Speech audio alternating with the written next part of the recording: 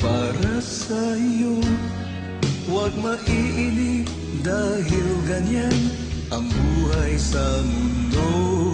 Huwag mawawalan ng pag-asa, darating din ang ligaya.